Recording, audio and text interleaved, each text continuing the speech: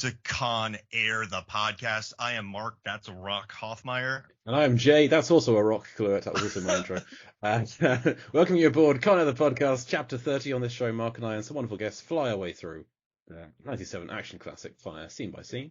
And this is chapter 30. What happens in chapter 30 of Con Air? Well, having recently walked away from a big explosion, Cyrus and the rest of the cons raid the jailbird's weapon stash, wherein Cyrus finds Billy Bedlam's corpse.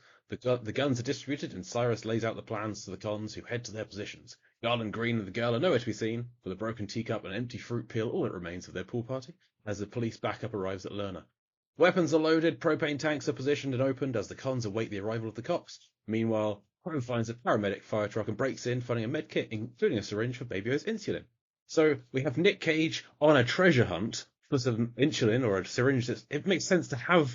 Yes, very appropriate for that. So joining us from the National Treasure Hunt podcast is Aubrey Paris and Emily Black. Emily, Aubrey, welcome to the show. Oh my gosh, have we ever had a better introduction, Evan? I don't think so. That was amazing. And it's just purely by chance that this is the chapter you're on. It's just this is when the schedule's worked out that you're on the episode where Nick Cage is on a treasure hunt. So it's fate, it's destiny. Who could say? Truly. Oh my gosh, thank you so much for having us. We're really stoked to be here. We're thrilled to have you. We're just happy to talk about Nicolas Cage with people who like Nicolas Cage. So it's always a pleasure to have guests on who do that. And I have a big question for y'all. Really, right off the bat. So in another dimension, they National Treasure is made, but Nicolas Cage isn't in it. And it stars one of the cast members from Con Air. Which Con Air cast member would you pick? Other than Cage. Yeah, other than Cage. He was like Cage with a mullet. Wow, what a question. Okay, so fun fact. A while back, it might have been season 1 or 2 of our podcast, we did a whole episode where we tried recasting National Treasure. And it was very hard. And the one character we had the hardest time with was Ben Gates, probably unsurprisingly. And gosh, putting even the added constraint of the actors in this film, I don't know. The actor I was most compelled by in the movie, I don't think he would make a good Ben Gates, but I found most compelling was the Cyrus.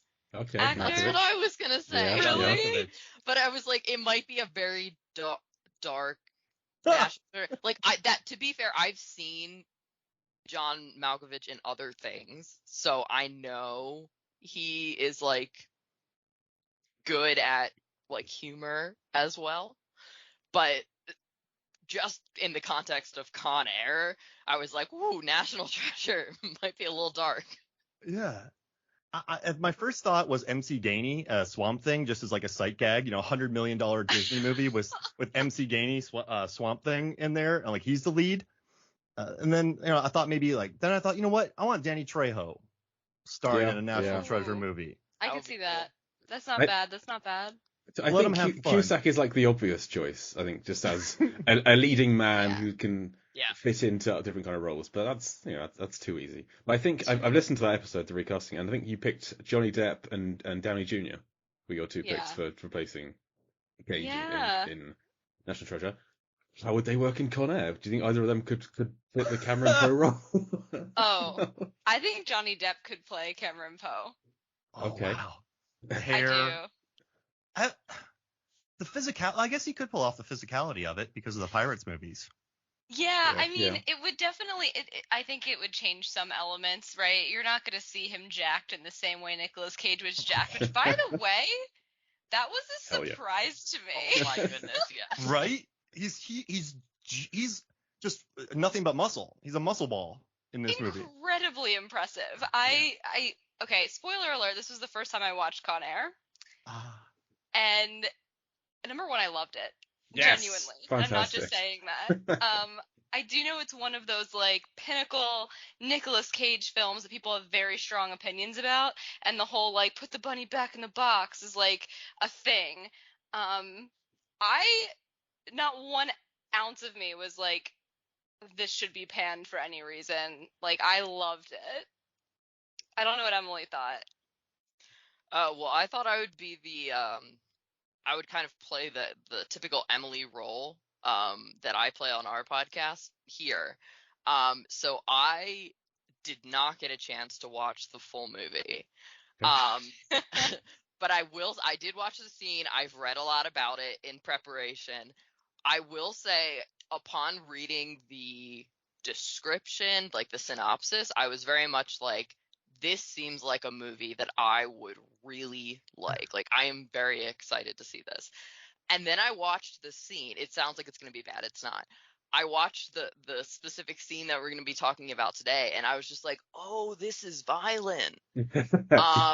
Yeah. Which for me is not always a helpful thing. I think this would be a daytime movie watch for me, but I am still super intrigued by like everything that happens, as I have spoiled the movie for myself by reading the plot synopses.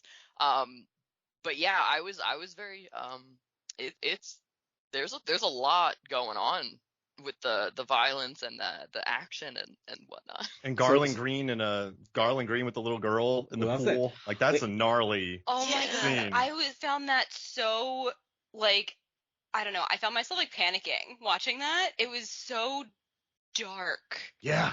Yeah. And then you see him walk away with the doll, and you're left to assume what happened, but then you find out. You know, like, I don't know. It was like, did he change? Are we supposed to believe that he's like a changed man? I think so. We kind of have a theory maybe it was all a ghost projection in his head, and then people think it's real, some people think it's just Jay has a theory that he's like going back to his first kill, and he's envisioning this girl in a pool. And if she survives this time, he's now redeemed because he didn't kill her this time. So it's that easy. He's changed in his head. He's now okay because, well, at the end he is free. He's not. So that makes it okay because he's not a killer anymore.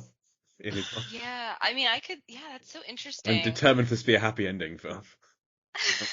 I approve of that. I'm all about happy endings, so I like that interpretation. Yeah, it's nice. And also, I want a deleted scene where Cyrus the Virus sets up the model of the boneyard and finds all the matching Coke cans and just meticulously builds this in about 5 minutes, because it's an excellent sort of layout to kind of explain to his team of cons. But I want to watch somebody set that up. Like, that's what I want in a movie, is watching them build that. So I don't know what you thought about that scene and watching Cyrus build that thing. I was questioning whether I should feel bad about myself for enjoying Cyrus and just his machinations as much as I did throughout the whole movie, to be honest. Like, I found him super interesting, really liked him as a villain, and also he had great one-liners. So yeah, I just liked seeing him like clearly have this plan that had hiccups in it that he was able to so seamlessly deal with until the very end, of course. But like, you know what I mean? That was just my overall impression. Yeah, it's so okay to like the bad guys. There's a lot of bad guys in this film to like, so it's okay to like them. Yeah, I about 20 minutes in, I did ask myself, like, who are you supposed to like in this movie? And it's okay to like Cyrus because there are the Johnny 23s of the world who are far, far worse. So, right. Yeah. A good point. And just, in 97 too, like, I keep saying this, but I watched this movie when I was 15, and seeing Nicolas Cage, Oscar winner Nicolas Cage, get incredibly beefed up, seeing John Malkovich, who was a character actor, Steve Buscemi, who was a character actor, John Cusack, say anything's John Cusack, in this bombastic, gnarly Bruckheimer action film, it really kind of blew my mind a little bit, because I wasn't used to having such a sort of, I feel like they could be on the stage at West End, and then they go do Con Air. So I don't know if you felt that at all, like having such a deep bench of character actors in this movie. Yeah, so I'll be honest. I personally am not super familiar with these actors in other roles. I don't know. I like to think of myself as pop culture savvy, and then I watch things and I'm like, I know I've seen that person before, but like, I don't know why. Like, why are you famous? I'm not sure. So this was my first real get to know you moment with a lot of these actors. I mean, I bought them in these roles. I don't know if they're typically known for more positive roles or anything like that, but like, that seems like depth to me. Emily, I see you shaking your head. Yeah, I mean, I think a lot of them are known for more positive roles. I mean, I think, in general, yes. So I was familiar with a lot of these actors, and like I've seen them do very kind of like you were saying, Jay, like various things, and like some of them are definitely more known for like the not great people roles, and then some of them, like John Cusack for example, is like this really good guy in general. So I think it really surprised me. I feel like I'd love to know what got everyone on board with this, given that they all have such varied backgrounds of like the other movies that they had done even up to this point when Con Air was made. I think would be interesting. I think it's the Bruckheimer of it all. It's like his run of film. Like he's worked with Michael Bay. It's the same way that Michael Bay gets all of the actors from the Coen Brother films in all of his films, just because it's a completely different way of making a film. This like huge budget, like months out on set, like going on location in the desert. Just a completely different way of working compared to the more dramatic theatrical aspect. Theatrical sounds, when you talk about a film, theatrical, the more like theatre type acting that you might get in a drama. I think it's just that, like being out in the sun and sweating with other people kind of filmmaking. Yeah. And Bruckheimer, he did National Treasure too, and he landed John Voight and Helen Mirren and Ed Harris and Sean Bean and Nicolas Cage. True. Like a gigantic cast in those movies. And also too, y'all spent so much time with National Treasure.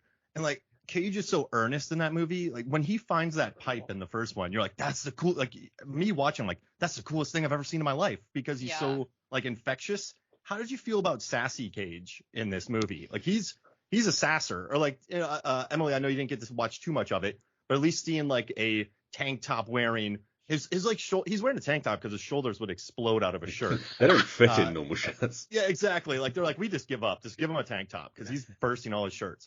So like what was the kind of the experience of seeing like such an earnest performance, then go to a kind of sassy Cameron Poe beating people up?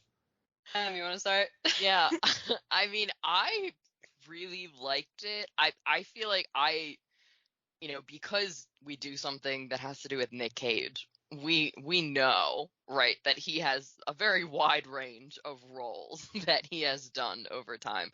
So it wasn't that jarring to me, I feel like, to see him in this role, because I kind of knew like he was capable of doing it. And I think it runs into this weird thing that Aubrey and I talk about sometimes, where it's like when you stop seeing Nick Cage and you start seeing like the character.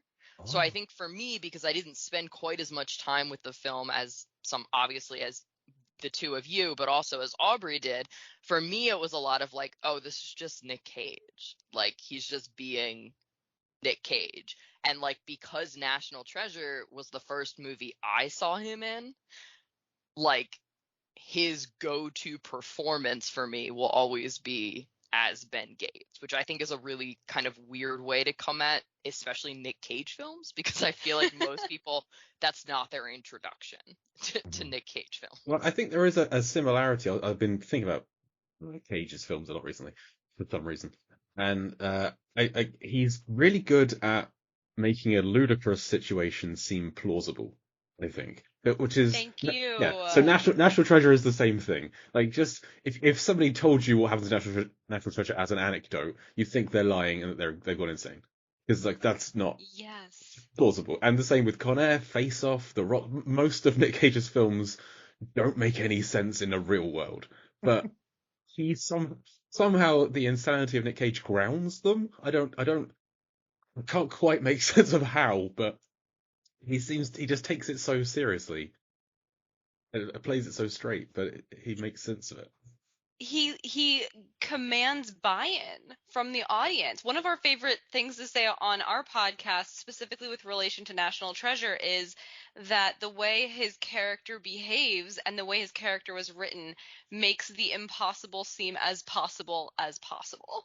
Yes. And I feel like that applies here as well. I mean, you ask yourself, how could this Cameron Poe character accomplish all of these physical and also mentally manipulative, like all of these tasks, and he's given just enough background and depth as a character that justifies his ability to do so, right? Like he has this military background, so he has some of this training that would prepare him physically and mentally for these sorts of tasks.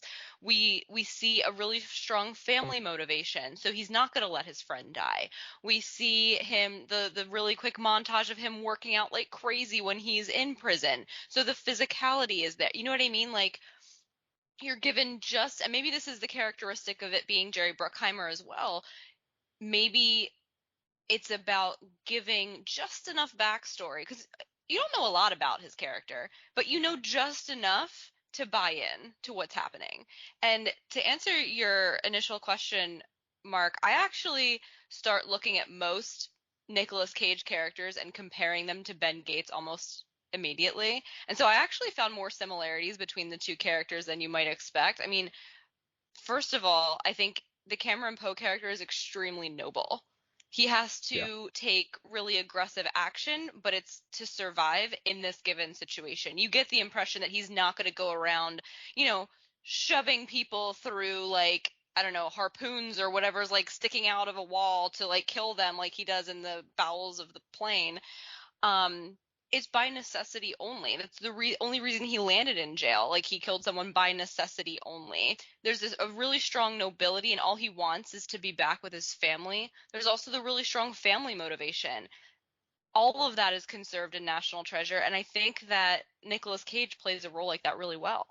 Absolutely. And I like what you said about this movie, his manipulation, because he does manipulate Cyrus the Virus quite slyly. And that scene where the famous gif or gif when he winks at Ving Rhames' character, he's doing that to kind of be a jerk and be like, listen, I got one over on you. Like I manipulated this situation. So there's like the brawn and the intelligence of this dude. Oh, yeah. And then one question though, you said that you sometimes there are some movies where you stop looking at Nicolas Cage as Nicolas Cage and start looking at him as the character. What are some of those movies? I'm kind of interested, because sometimes it's hard to draw the line, but sometimes like in movies like Mandy, he's red, like he's not Nicolas Cage in that movie. Like, do you have any of those that where he's the character, not Cage? Other than National Treasure. Yeah. I was gonna say that's my main one. Oh, got it. I think I'm like a walking encyclopedia of movies, and sometimes I forget that other people aren't, because I spend like my life researching. I mean, you've watched all of Nick Cage films this year. Yeah, I've watched them all to see if he wears a tank top shirt in any of them, and then I figured out that movies that feature him wearing a tank top have the highest critical scores and make the most money. So I went through all of them. It's crazy. Yeah. Wasn't he in a movie with? I might be. You can feel free to cut this if this is completely wrong. Wasn't he in a movie with like Cher or something? Moonstruck. Yeah. Yeah. And that one. Great okay, tank so top I've movie. seen that. He's a one-handed baker. And for some reason, that felt like a more earnest performance to me, where I could see him more as, I forget what his character's name was because I watched it a long time ago with my grandmother, but I do remember seeing that and not seeing like Nick Cage, but seeing like the character itself. So I think it's like the roles where he inevitably is a bit more earnest, I guess. Yeah, let's talk more recent. What about like Pig? Yeah. Oh yeah, I forgot about Pig. Yes, definitely Pig. I did not see him as Nick Cage. That melted my brain watching that. Like, and it brought me back to like days of adaptation. And he said that, right? You guys know all the research, so I'm not trying to repeat this to you, but like he said he wanted to prove to people that he can still be subtle. And it just so good. I thought it was a great film. Yeah. But yes, that's one where I did not see Nick Cage at all. I just saw the guy who wanted his pig back. That lunch scene. I want to open a pub now. Yeah. Oh my gosh, I'm part of the Georgia Film Critics Association, and we gave him Best Actor. That was like one of my favorite crowning achievements. Really? Yeah. Oh, that's so cool. I pushed hard. See, I don't know. I'm gonna get off on a tangent here, but you said about like that lunch scene and whatnot. We just think there's such a cult fandom around Nicolas Cage that there are such ways that the companies that own these movies could totally make even more money off of these movies. It's the reason we wrote a book about National Treasure, because we were so annoyed that no one ever wrote Riley's book from National Treasure 2. I think with the pig example, why is no one making that restaurant? Oh, yeah. Pig's Pub. Truffle Pub. Like there's just so someone needs to hire me to like do marketing on behalf of movies, because there's like so many missed opportunities here. And this is just for Nick Cage movies. Jeez. And that's interesting because I think Neon released Pig, and they do a lot of interesting marketing for their movies. They could have done pop-up bars. They could have done truffle hunts. Wait, by the way, have you all watched the documentary Truffle Hunters? It's an Italian documentary about like old school truffle hunters, and it's wonderful. And it's about the truffle market and how insane it is. So if you're ever bored and you want to watch a very well filmed and charming Italian documentary, watch Truffle Hunters. Ooh, Just letting okay. y'all know that. No Nick Cage.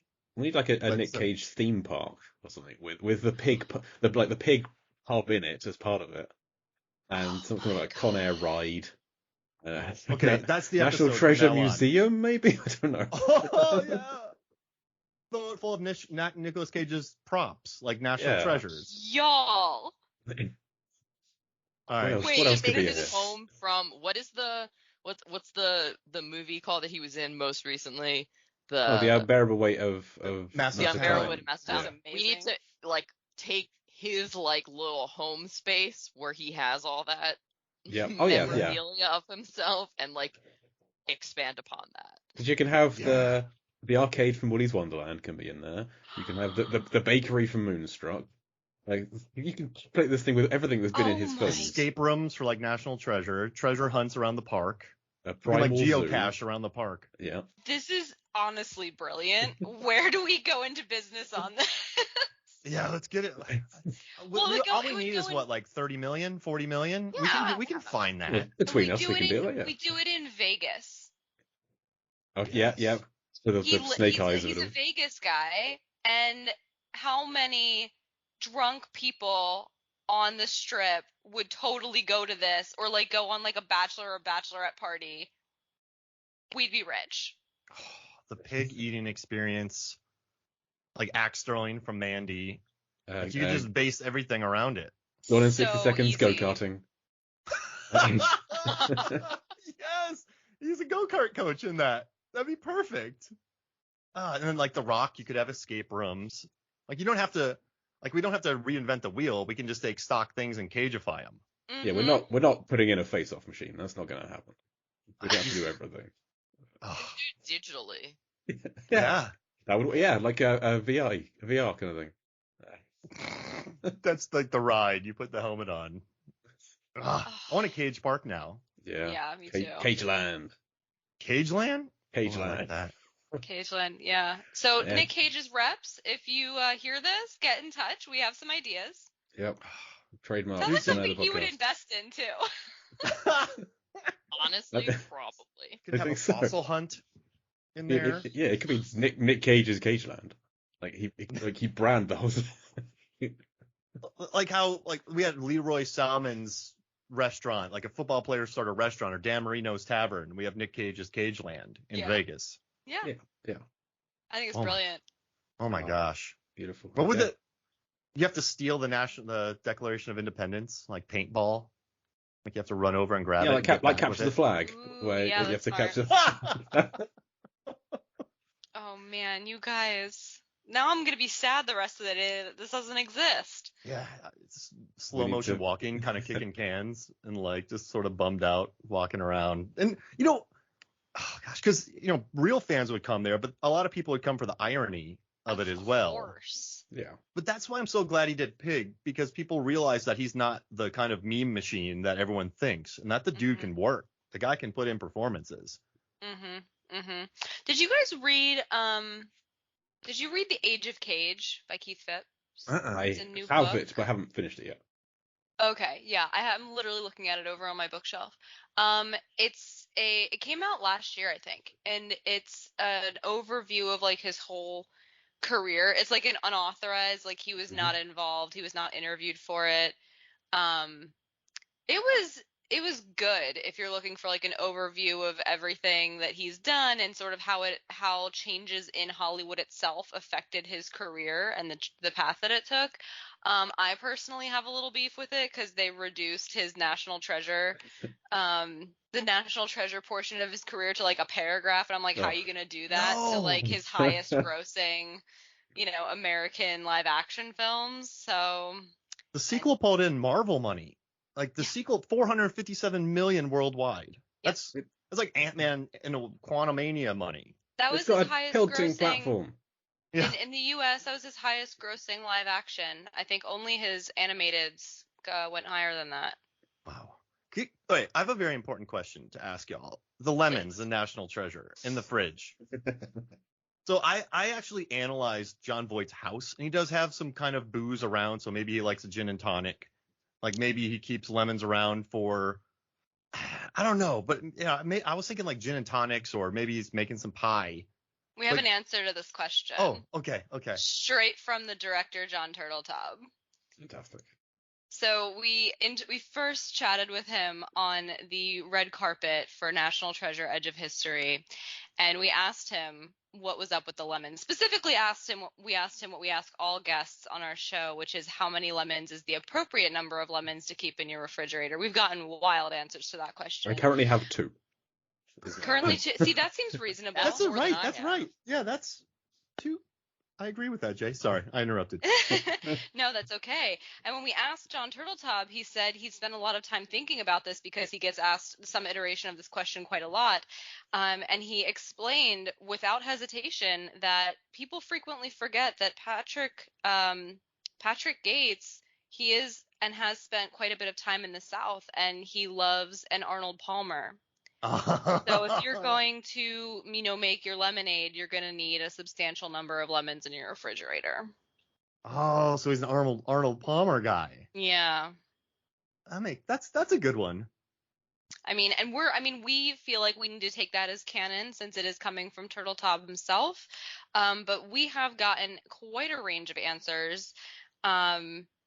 I think Charles Seegers, was he the one that told us it was also having to do with some sort of alcoholic beverage? Yeah, I'm forgetting what the exact one was. It wasn't a hot toddy, but it was something like kind of random. Yeah. Like that. Something that you don't really go to a bar and just order up. He makes his own limoncello. Yeah, there you go. I like that. Very Italian. He's just brewing it at the house. Yeah, okay. So that's the answer. Our most recent guest on the podcast at the time of at least this recording was Brita Wool. She's an actress that was in Edge of History as well, and she was just like, what are you talking about? You don't keep lemons in the refrigerator. And we were like, fair. Also fair. And I think Dustin Ingram said the same. Yep. There are 2 lemons in my fridge right now, so I need to go and take them out apparently. So the 4 things I was able to guess was that like a whiskey hot toddy. I wrote whiskey hot toddy. When did I write this? 2018. I wrote this in 2017. So I guess that it was I guess that it was like he had a loaded bar. Either it was for like a whiskey hot toddy, or he does drop some caffeinated iced tea down on the for them. So maybe lemons for that. And then I put maybe like lemon shandy and lemonade. So those were my guess. And also, they live near Philly, right? Like, people love their Wawa there, so there's a lot of iced tea. So Patrick lives near DC. Oh, DC, okay. Yeah, but you are right that they go to Philly, and we do love a Wawa. So. I often make a lemon meringue pie. That needs 6 lemons for it, so. Jay, that's so wholesome.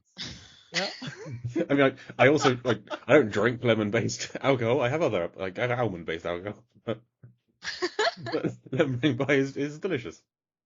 I will make no apologies for it. Do not, yeah.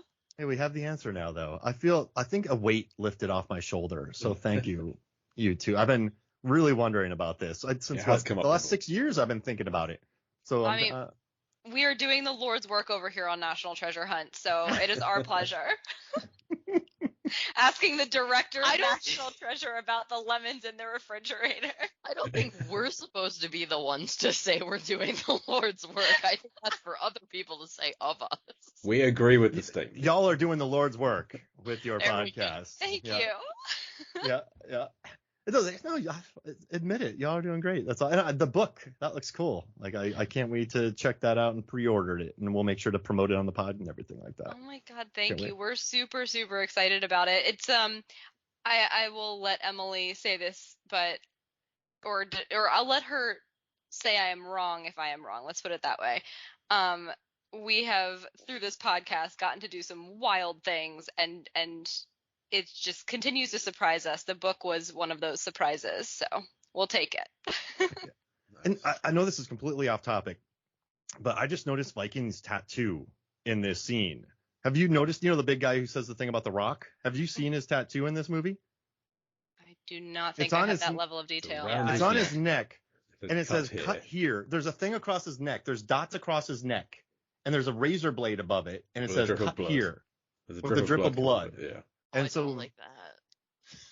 But it's very like homemade, probably done in prison. Yeah. Kind of thing. I did not notice. How did I not notice that? It was on his neck? But that's like daring people. I think it's maybe like a note for, if you go into surgery, have surgery on a leg, some people will like write on it saying like this leg, not this leg. Like, that's like if he's been killed. I don't understand why he'd have this tattoo. He doesn't want to be a zombie. Oh, maybe, yeah, or just cut my the head head off. if he is. Yeah. Separate the spinal cord from the thing. I don't want to be a zombie. He's a big he was fan. He wants to be a head in a jar. He was in the first commercial with Jordan and the animated characters that became Space Jam. He was one of the basketball players. He's the first human actor to interact with Bugs Bunny on screen. What? Wait, that's wild. Conrad Good. He's in as a Nike Sports commercial where he has to like pick up Bugs Bunny out of a hole.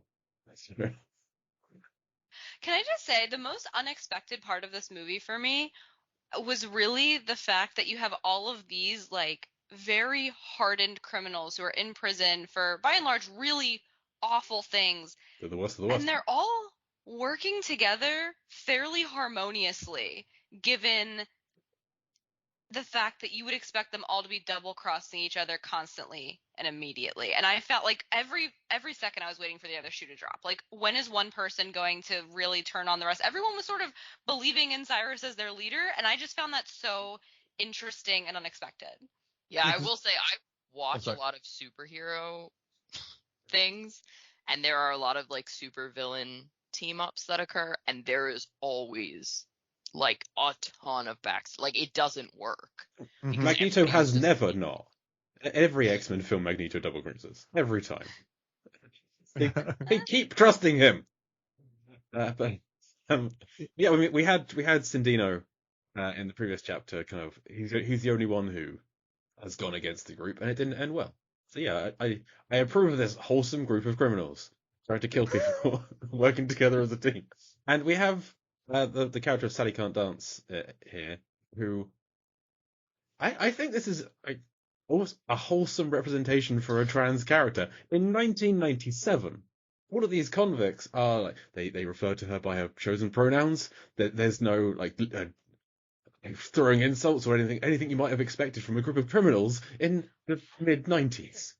I literally made a note of that in my notes. I was actually really impressed by that. Like, she was treated just like anyone else on the team. There was, and like comes out in the dress after she finally has a chance to change, and she's just like handed a gun and like, go do your thing with everyone else. I was like, wow, unexpected. Do you think that was improvised on set when Malkovich slipped the clip or the I guess it's the clip into Sally's dress? Because the actor Renoli Santiago kind of looks down, like not expecting it at all. So I wonder if that was a John Malkovich on the day thing, because the way that Sally reacted was like, what's going on? Like, kind of didn't even see it coming. So that would have been an amazing sort of on the moment thing if John Malkovich just did that. And I love his interaction too. Like, go to the boneyard and then claw their eyes out. And they're like, all right, cool.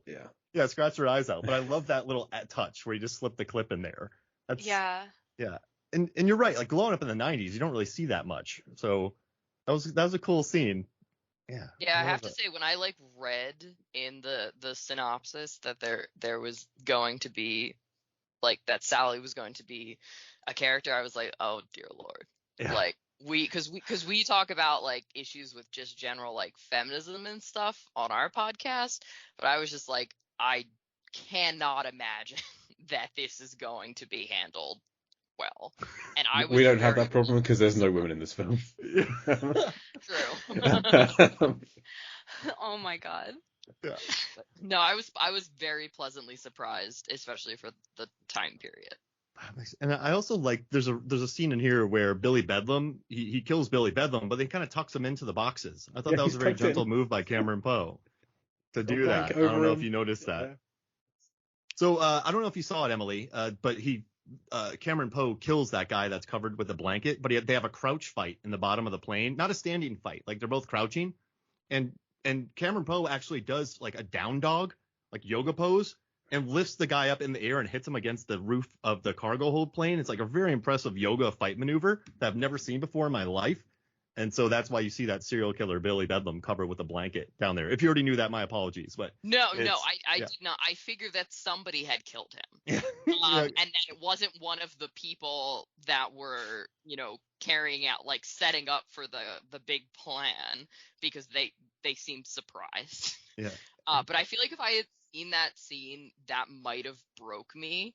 To see like Nick Cage do like a superhero basically move to kill this man, like, I don't know, it feels like a lot. It's amazing. Aubrey, did you like it? The crouch fight? Yeah, I did. I was actually I was concerned when it became very clear that sorry, what is the bad guy's name that gets killed in the Billy Bedlam. Billy Bedlam. Okay, sorry, I'm not good with character names. Right. When he goes down into the hole, it becomes very clear what's going to happen. Like, he's going to find the box, and he's going to try to screw over Poe, and it happened early enough in the movie that I was like, this is going to be a problem. Like, how are they going to work this whole reveal of Cameron Poe being a good guy in this early? And so the fact that I was not expecting him to go down and kill him, but I thought it was very, beautifully and poetically done in a way that was very unexpected. And I think the fact that they were in this really crunched space made it also, as a viewer, I was like, there's no way for him to kill him. You cannot get leverage. You cannot, create the torque. you cannot get the full body extension. So yeah, it was all in all very impressive. I find Nicolas Cage very impressive in this movie. Those shoulders. The shoulders, all about the shoulders. And the shoulders, honestly, that did it for me. I love how he enters this scene where he appears here in like a plane fuselage in this big circular hole. The last time we saw him, he was being given directions from an old guy at the bone under a truck for where he could find a med kit in a fire truck, and he thought the best route to get there is somehow going through this plane fuselage. I don't understand how or why, but I like just that shot of him framed in the circle. It's a nice moment for him. He really wanted to prove that he could do the impossible. He made it like a parkour experience for himself. Absolutely. Oh, I want that deleted scene now. Him just parkouring through. That'd be amazing. And I keep talking about the shoulders because, like, the first movies I saw him in were like Trapped in Paradise and Guarding Tess, and his sort of romantic comedy. So I grew up with sort of PG-13 chill Cage, and then Leaving Las Vegas I watched when I was too young, and so I was always used to sort of just self-destructive or like really nice Cage. So then when he became the world's biggest action star with The Rock, Face Off, and Con Air, and back to back to back, it was an interesting thing to watch for me when I was like 14, 15, because I'm like, this dude's from Guarding Tess, and now he's like the world's biggest action star. So it's always just kind of stuck in my memory about his like, this was big in those years. Like, we were like, a Nick Cage action film was a thing for a while. Yeah. And that's why I kind of talk about the shoulders. Well, can I ask the exact opposite? Sorry. Can I ask both of you a question? Since you know this film so well, I'm assuming you've done some recon on what the actors have said about the movie itself. What is Nick Cage's reaction to this movie? Like, is this one of the ones that he feels good about? Because he's been pretty open about his feelings about different works that he's been in the past. So what was his reaction to this one? Like the negative press gets most of it. So, Cusack really didn't like being in this role. Comey won't talk about it pretty much. Yeah. And Cusack specifically was like, I'm wearing Birkenstocks in this movie. If I'm going to be in an action film, I'm wearing sandals. So whenever you watch him in this film, he's always wearing sandals, which kind of is an odd choice. But Cage likes this movie. I mean, he got like he defends his accent. I know he worked really hard on it. And he generally looks at this thing as like a big success. Like he digs it. Like he doesn't want to do a sequel. Like, like when Primal was coming around, Cage was talking about wanting to do a sequel for National Treasure. There are movies he wants to revisit. When he talks about his favorite movies, he brings up like Once Bitten, Mandy, those kind of films. Mm-hmm. But he doesn't really talk about this one too much. But everything I've read about him, he enjoyed the experience. Like he liked working with John Malkovich. He liked, he reteamed with Bruckheimer. So there's a great relationship. Yeah. I think this is just one of those movies where, like, it's just plain old fun popcorn entertainment that didn't, he didn't get nominated for anything. I don't think it made a lot of money, but it didn't make a lot of money. So it's just a fun movie that he looks back on and That's kind good. of like. But I heard on his training though, he was just working out he had his own gym, but then the rest of the cast kind of took it over, and then he was kind of weird about people being in his gym. But other than that, like, yeah, this was a big hit. I mean, critics didn't really like it, but I don't know. Critics were down on a lot of good movies. Critics don't like anything. Yeah. Aubrey and I have this thing. I don't know, this is going to be off topic, so I apologize. But Mark and Jay, Aubrey, I know you have not. Have either of you seen the new Ant-Man movie? Yeah. Yeah. Okay, so I went with like the critic reviews of like, this is not good, basically. So I had very low expectations, and I saw it, and I really liked it. I don't know how did you guys enjoy it? Yeah. Yeah. It's a yarn. It's an adventure romp. Right. Yeah, and so it just it blows my mind because I understand, and Aubrey and I talk about this all the time, like action movies, superhero movies tend to get like somewhat bad reviews, like on the surface, but I feel like the people that are reviewing them aren't, like, they're watching them for like a deeper meaning that like it's not supposed to be there. Like the point of the film is to have fun, or in the case of National Treasure, they're completely missing all of the stuff that makes it like historically accurate, which is one of the big things that critics, come down on. So we have our feelings on critics. Aubrey, sorry, did you want to say something? No, we have our beef with critics. That's just it. Exactly what you said, Emily. I think the bottom line is they're not watching or writing with the general audience in mind. And unfortunately, a lot of stock is still placed in critic reviews, even though it is not reflective of the world in which we live. So there really is a bubble of movie reviewers. So I've been working with Rotten Tomatoes since 2017, and as a freelancer, but I've had to look at thousands of reviews, like scour all that stuff. And I think a lot of critics don't look at things in context. Like, what am I watching? I am watching National Treasure, a Disney property with a large budget that's PG rated. Like, you can't just be like, oh, it's not Indiana Jones. Like, no, like, what is Indiana Jones? Like, you can't compare it to the classics because I think there's so few of them. And so I think there is a very lazy shorthand with a lot of critics that, and also when the ball gets rolling on certain things, I think I've watched patterns emerge with Nick Cage, with horror movies, with monster movies. And I think that once that pattern hits, it's really hard to sort of shake critics out of that. And they do forget that they're not part of the general populace. And that's why I was able to write that piece about National Treasure for Rotten Tomatoes, because it's rotten. So I was like, guys, this is not a rotten movie. This is a 4-quadrant movie that adults, you could take your grandpa to this movie. Like, you could take anybody to this film and they would love it.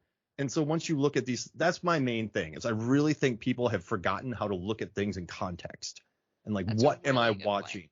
And so, but that's what I've gotten after, I have thousands of reviews I've had to sort through, and it's just seeing, that's what it is. There's patterns, and like, just what are you watching? Like, if you're watching Primal with Nick Cage, you got to watch it for like, this is a direct to streaming Nick Cage movie.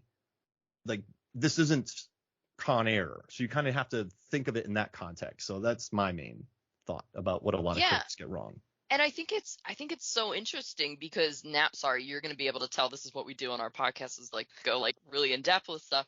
But I think what's really interesting is that like so the big push nowadays in like general society is kind of for people to like try to be more open with the way that they're viewing others' experiences and stuff like that, like to give more context for themselves into like, oh, maybe this person is acting this way because they have X, Y, and Z going on.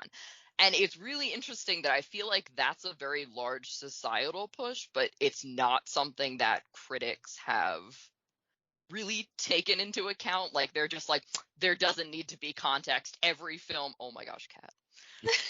So I love it. I haven't listened to anything you've said. I've just been distracted by a cat in Mark's screen.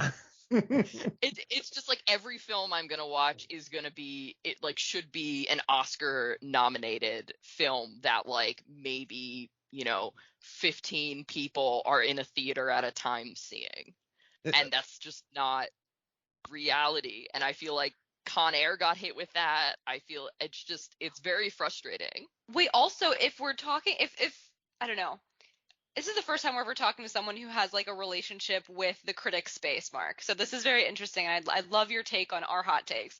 But basically, if film critics have an element even, or just an ounce of self-preservation in them, in a way, they should be doing more to push the big blockbuster movies so that the whole movie and entertainment industry doesn't die the way it is currently dying, and movie theaters are constantly closing because they can't afford to operate because of the streamer era.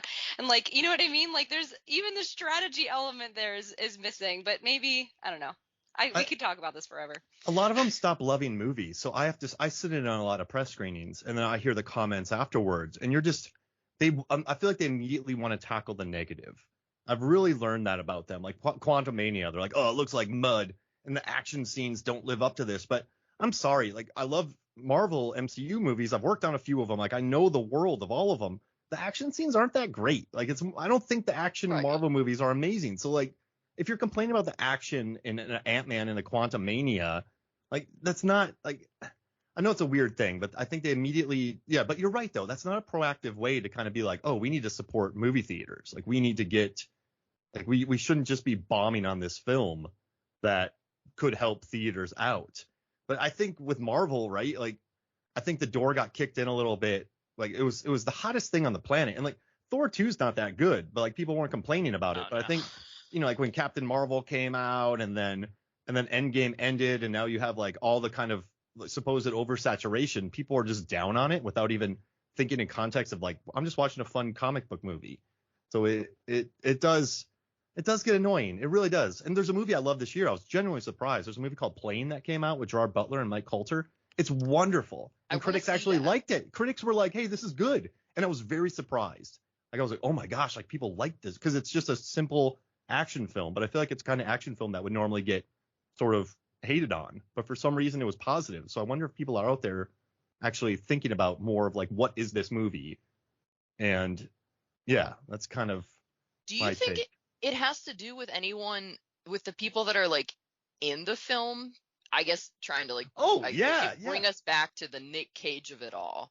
Yeah. Like, I feel like his films in general, right, like are gonna get a bad rap. But like Plane, for example, I mean, like Mike Coulter isn't like super well known, I guess, for like movie stuff, but like I mean, I know him from like stuff, and I like him a lot.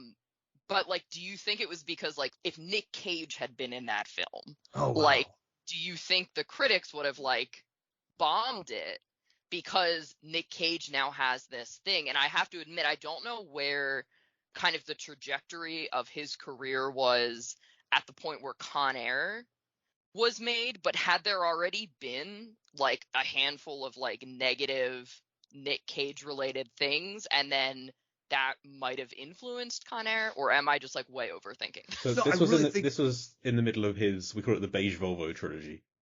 Yeah. Of, like The Rock, Con Air, Face Off. They all have a beige Volvo in it somewhere. So this was like he'd won the Oscar for Leaving Las Vegas in '95, and his like reaction to that was doing these big action films. So he was on a good run of being in great films. It's kind of like the late '90s, early 2000s. He started to kind of dip, and that you have some peaks like the National Treasure films in there, of course. But it's like the late 2000s when you get into like the Ghost Rider. I think Ghost Rider is kind of a tip where I haven't seen Ghost Rider, but I know it hasn't got a good reputation for being a good film. And then Yeah, in the 2010s, he's just done anything pretty much. It looks like he'll just be in any film at all, straight to streaming, never get released, that kind of thing. And it's only recently he's been like, I can do like Pig, Willy's Wonderland, I'm very waiting for talent. He'll do like good stuff again. It seems. yeah, no, but I like the plane question because it's really hard to separate Nick Cage from the movie. Like it's like this is a Nick Cage movie, and I guess Plane was good. It has Jerry Butler in it, and so like he's done a lot of action pictures. But yeah, I guess you can kind of look at them as characters in the movie, not like a Nick Cage experience. I don't want to see Nick Cage in Plane though. About the sequel? Yeah, About I would think it would be kind of weird.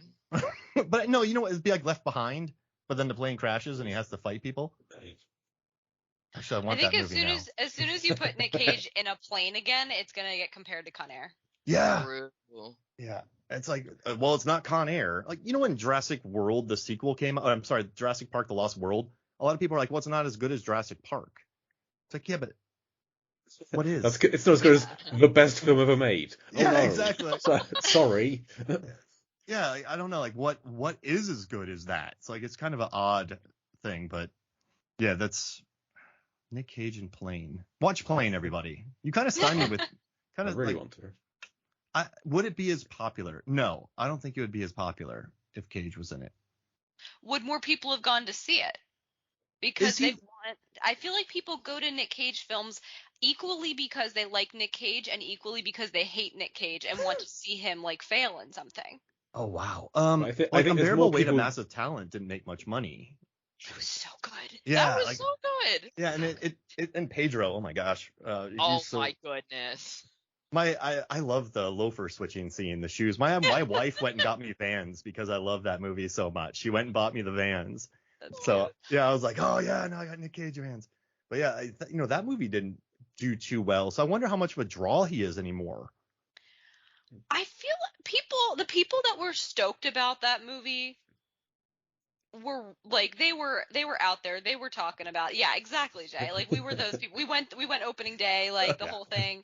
It But starts I with them feel watching like Con Air. Like, how could I? let's put it this way, and I'm not saying this because of our bias. Maybe I am. Let's put it this way. I think a really good litmus test for the popularity of Nick Cage today would be putting out National Treasure 3 in theaters. Everyone wants it.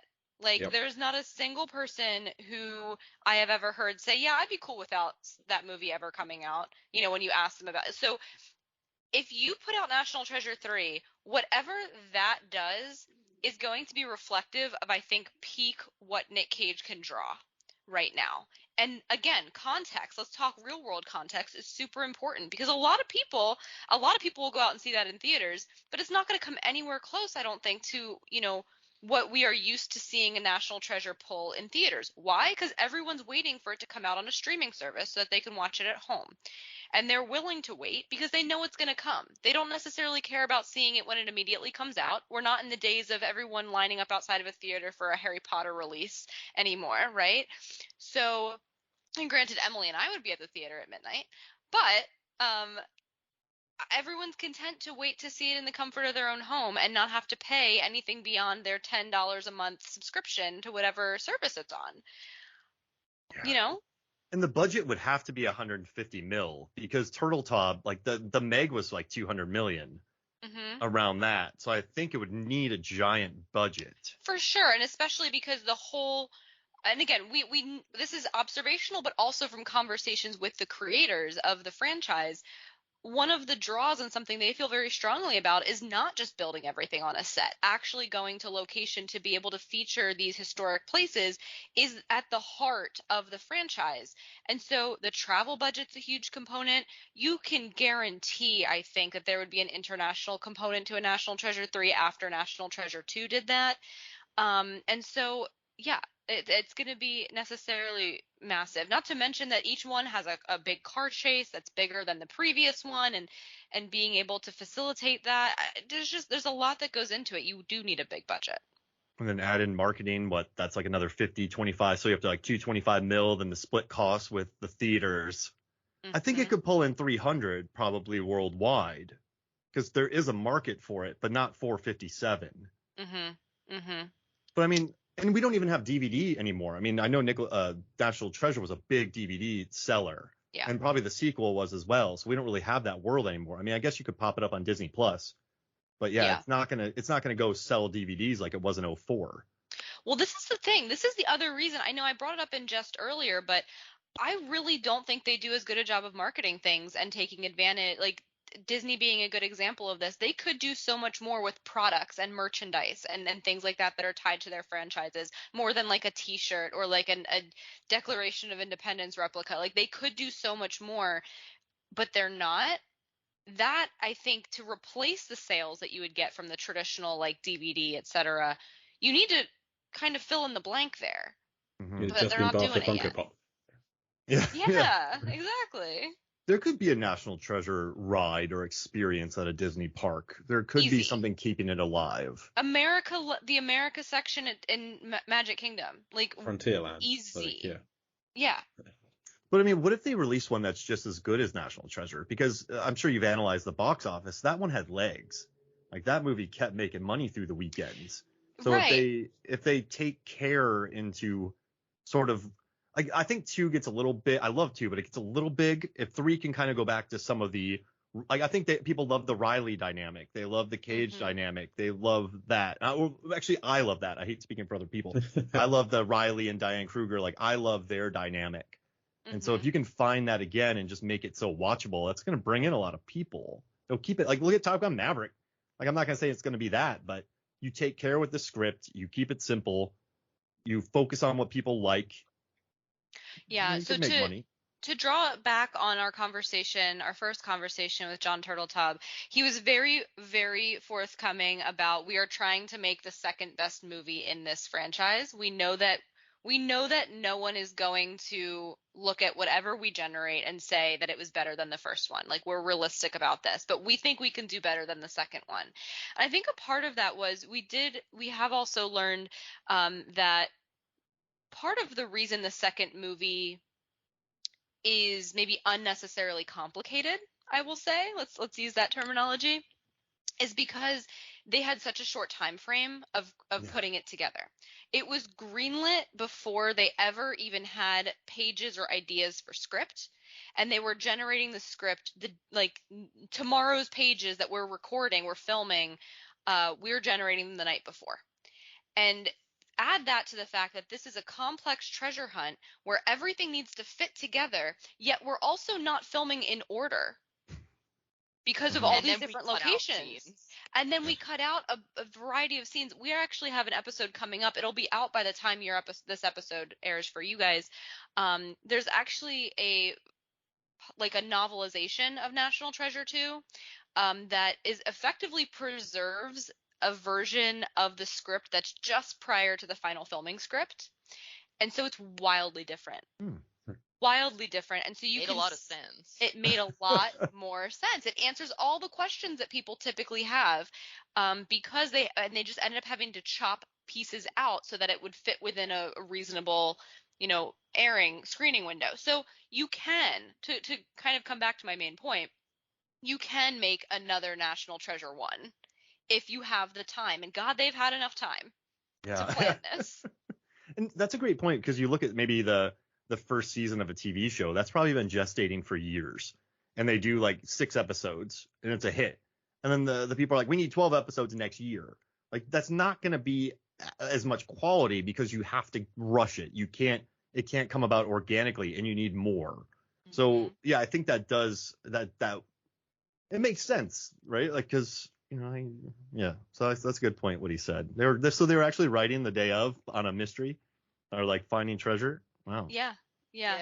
For the second one. I still love that. I still love it though. It's still great. Yeah.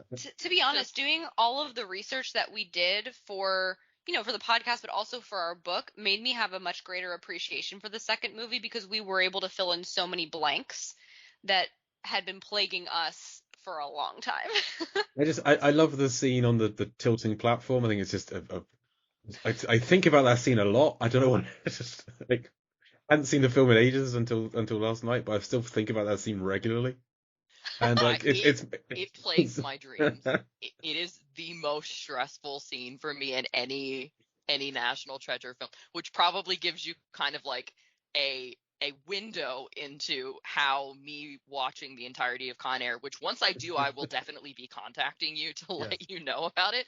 But like what that experience will be like for me, because the tilt platform, oh my goodness, it is so stressful to me. And like I know everyone's gonna be okay, but it doesn't matter. It's oh my gosh, no. Oh my There's God, some Emily. gigantic set builds on 2. The sets in that are big. Like that's some big builds. And So- I guess they had a lot of money. The Cibola, the whole like Cibola cavern was at the time the largest set built, and it had to be a fully functional set. It was built on the set that is currently used for The Voice. Wow. Yeah, we learned that recently from the Wibberleys, who are the screenwriters for the films, and it had to be fully functional because of the water.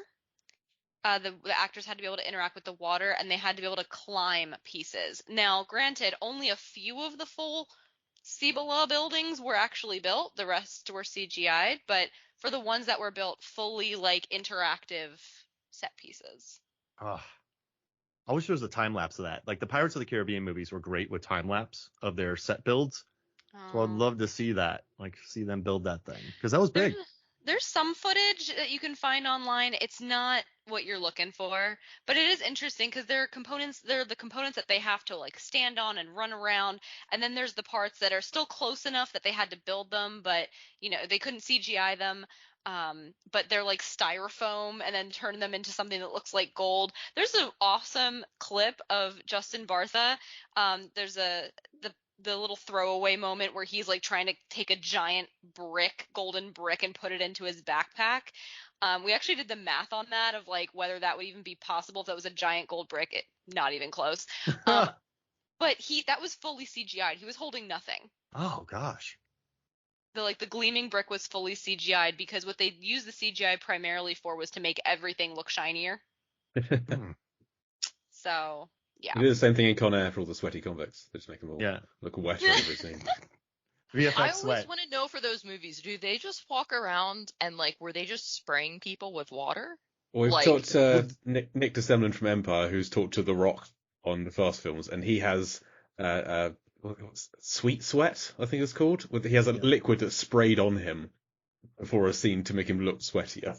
From the scene. And Evian spray is good too. I've had to Evian spray actors before during their takes, like on stage. You just douse them with some Evian spray before they go on set. Okay. But they were filming in the Utah salt flats here, so that's probably a lot of real sweat.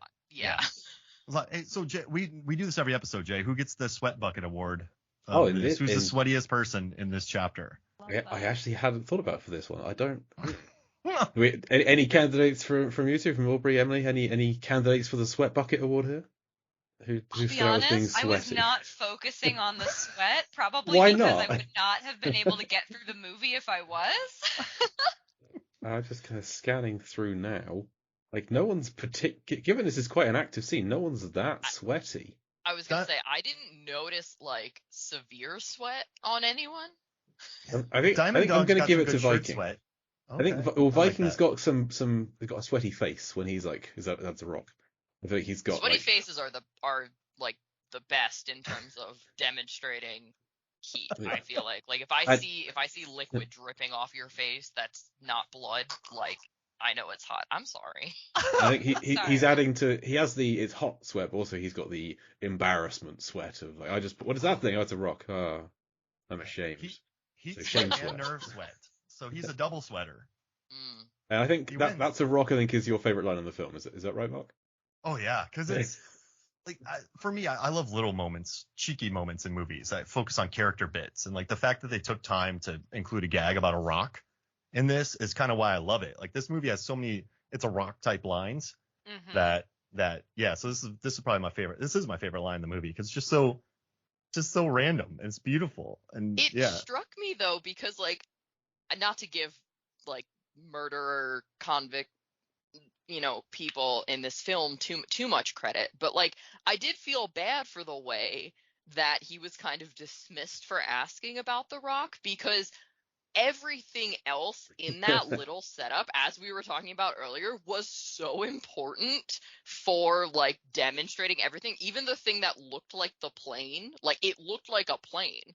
I saw that and was immediately like, oh, that's the plane. So like if there was a Rock there, I would have been like, oh, maybe there's some pile of junk that we need to get around.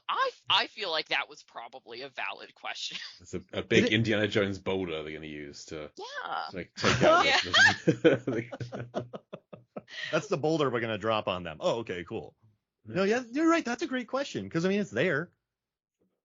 Yeah, poor Could've Viking. kicked it out of the way. But he also insulted him when he started this. He's like, looking at my audience, I'm going to dumb this down for you all. I did like that, oddly enough.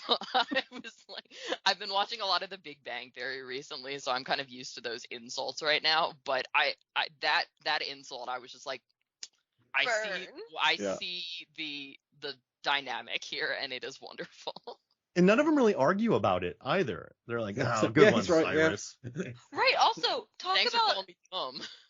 Okay, going back to my point about no one double-crossing anyone for the most part here, like with the exception of the one guy, do you really want to poke the bear of all of these convicts by insulting them constantly? Like, when they're, like, the key to your success in this endeavor? I don't know. Bold move, Cyrus. Yeah.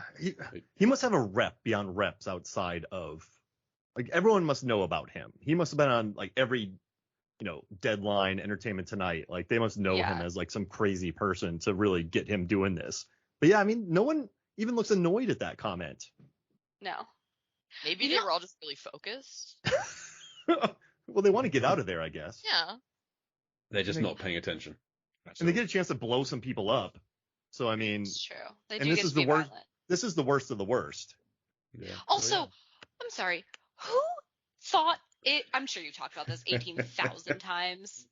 Who thought it was a good idea to put all these people on one plane? Yeah, it's...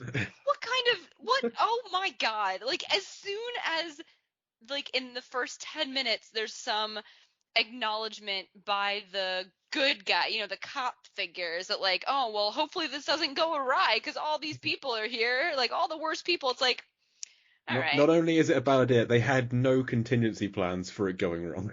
Right. Like you got to transport one at a time. I know it's more costly. I know it's going to take longer and more resources, but like in the end, I feel like this was worse. We'll have it like one guard per prisoner or something rather than just 5. Yeah, there's a pretty big death toll in this movie.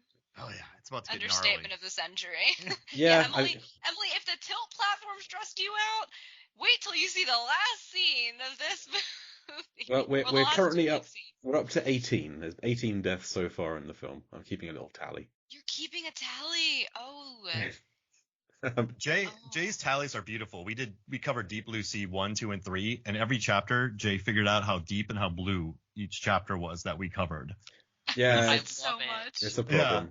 And he had to do a lot of work. Like, it's a lot of work on it. And we still do Deep Blue Sea adjacent films, and I still work it out now for each film, and I need to stop doing it. It takes a lot of time. We need the graph. I have a job. We need the chart. Yeah, I do need to make a graph.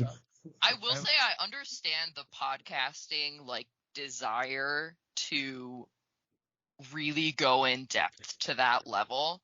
I think early on, Aubrey and I were doing an episode about the science in National Treasure 1, and one of the ones that I was assigned was figuring out, Ben Gates is jumping off the USS Intrepid, and we have Ian say to him later, like, I jump like that could kill a man, and my job was to figure out, like, could that jump kill someone? And I had the screen, like, paused during the jump scene, and it turned out that there was no good angle for me to actually get it because everything was like on an angle, but I had like a ruler out and I was like measuring things and then trying to find the height of the boat so that I could like put everything to scale and get the real, like, it's intense when you're like really into it. It's so, like, wonderful. I feel you. There's some external shots for Aquatica and Deep Blue Sea, and they never really say how deep they are at some point. So I've been measuring my screen. I've done the exact same thing. trying to work out. Oh, this level, there's like 3 different levels, and so it's started to sink at this point. So where are they now? And it's yeah. One of the It's a greatest problem. assignments I've ever been given was I had to figure out how tall Tom Cruise is in all of his movies. And so I had to do so much research, and I had the ruler out in so many movies standing up next to my TV. So I had to figure out his height in all of his films. If you like bizarre film stats, then you should check out Mark's Side Movies, Films and Flicks, where he's got a whole, he calls it dumb data, whole dumb data range of how far did the monster from It Follows travel? How many times did Michael Myers stop for gas? Maybe I'm like a weirdo here, but that's the information I want. So that's why we do it on our show, right? It's because like that's what I wish someone had prepared for me, you know? That's what I've made my career out of. Like Rotten Tomatoes hired me to figure out how far Tom Cruise runs in all of his movies. Like that's like what I've gotten my work from. So how many calories does Brad Pitt eat on screen? Yeah, that was a good one. Yeah. Oh man. Okay, we need to start taking a Mark lens to National Treasure, which I feel like would go even deeper. We need to think about this. Yeah, like how many times do they like go to the bathroom? None. How many times do they eat? Almost none. How much money did they spend on the clothes they bought? Because at that shop, that can't be cheap. All the clothes that they were purchasing and putting on in that dressing room. I've always wanted to know the total cost of those outfits. Pull out the the card. $100 bill. Yeah. They had a couple hundreds in the Common Sense book. Yeah. No, this is fantastic. Also, can I just say on one other comparison note, I have a sample size of 2 here of Con Air and the National Treasure movies. But Jerry Bruckheimer very much clearly has a thing for like the law enforcement guys. They're trying to do the right thing, but they are just like 10 steps behind and like not good at their jobs by and large, or the person that is good at their job is being ignored. Yeah. Like, this is that's correct. Yeah. Like The Rock, the cops are all behind. Yeah, that seems like Gone in 60 Seconds, they're all behind. Armageddon, they have to bring in like regular people to do it because of the authorities can't handle it. And they don't even spot it until it's like a day away from the Earth. It's like Gone in 60 Seconds, the cops are behind. I could write a whole thesis about how bad at his job Agent Sadusky is in National Treasure. It is delightful listening to how much you hate him. Job, Aubrey. That's just a trope. I'm going to look more into that. I like that. If I find anything, I'll shoot y'all a message. Please do. Yes. Cool. Did you all have any final thoughts about this chapter before we get out of here? Or do you want to promote your Twitter page or book? Or Jay, do you got anything? Check my notes. I just asked 3 people questions at the same time. I expected 3 people, like answer. 4 different questions. I will let everyone else talk, and then I'll do my bit. I pinball all over the place. So I think we covered all my notes for this one. I mean, we didn't really talk much about Cage breaking the door to the fire truck, but it's fine. It's he gets in, he finds a syringe, it's done. There's not much more to say about it. Oh yeah, his treasure hunt is successful. Yeah, I mean that's good. Like he's like 3 for 3 at this point. I like the this is kind of the calm before the next scene is just action. So there's a lot of kind of ramping up of the score in this one, which is quite nice. A lot of the score here is a lot of hitting random things with other random things, which I do enjoy. That, yes. This gave me what we call like heist planning montage vibes from National Treasure, like explaining how the next scene is going to work out, because everything's happening so fast and you're seeing so many moving parts that if you don't get this explanation, you're going to be lost as a viewer. So like put it this way, if you miss this chapter, you like, I don't know, stepped away for a hot second and came back and now then just the next scene is happening, you're probably going to be pretty confused. But you said that, looking at the script, the whole planning scene, not in the script. There's no like that like we're going to airtight cage full of lots of dead people. Isn't that? There's no that's a rock. This is all written on the day, I think maybe, or like just before they filmed it. So that's impressive. Yeah. I wish I was the person who came up with the rock idea. I would retire on that. Like I would just quit the industry if I wrote that right. Mark, I love your love for that. The Rock? Yeah. I hyper focus on very small moments in movies. Like I just love when things have personality. So yeah, it's a rock. No, it's just a rock. And I love when there are unexpected connections in the macro universe of like, you know, an actor's acting profile. So this Rock line, and then the fact that Nick Cage is in a movie called The Rock, something like that. Or in this movie, not specifically regarding this chapter, but I definitely noticed the "this is no way to treat a national treasure" line when they're describing, I think, Garland. Yeah. Ooh. And so then I was doing the math, and I was like, okay, this came out in 1997. We know that they started working on National Treasure in 1993-ish. But I don't think they actually sold the movie until around 1998. So this is just a beautiful coincidence that I really appreciate. Also, the fact that Cameron Poe calls his wife his hummingbird. Yep. That was not lost on me because that is very National Treasure too. So yeah, there's a lot of Cage connections between his films. I mean, National Treasure 2, not the only film where he finds out who killed Kennedy. That's in a different film as well. That's at the very end of The Rock. He finds that in a different place, a different location that's hidden in. And like, Face Off, The Rock, and Con Air, he's all in prison. Like he goes into a prison and The Rock gets locked up, Con Air he's locked up, and then in Face Off he goes to a metal prison as well. So like he has some fun similarities. And also, if past the 2010s though, Joe, Color Out of Space, Pig, and Mandy, when he's in the woods, his movies are really good. Mm-hmm. So like 2010 movie and above, if he's in the woods, his flick's gonna be good. I love Mandy. Have y'all seen Mandy? It's nuts. So I just want to let y'all know, but I love Mandy. Okay. Have you seen it? No. I'm going to check it out. It'll put your soul in a headlock, though. Like, it's very violent. I don't think it's an Emily film. I was going to say, I feel like I might need to pass on that one. Like, watch whatever you... seeing that. Watch whatever you want. Like, I hate telling people what to watch and what not, but if you watch it, you might, like, curse me out, like, after doing it. Because it's a sensory blasting, like... yeah. It's nuts. Yeah, I guess I'll watch it. Well, thank you both for... There we go. Thank you both for joining us. Do you have anything you want to plug? Yeah, absolutely. Well, first and foremost, thank you for having us. This was really fun. And thank you.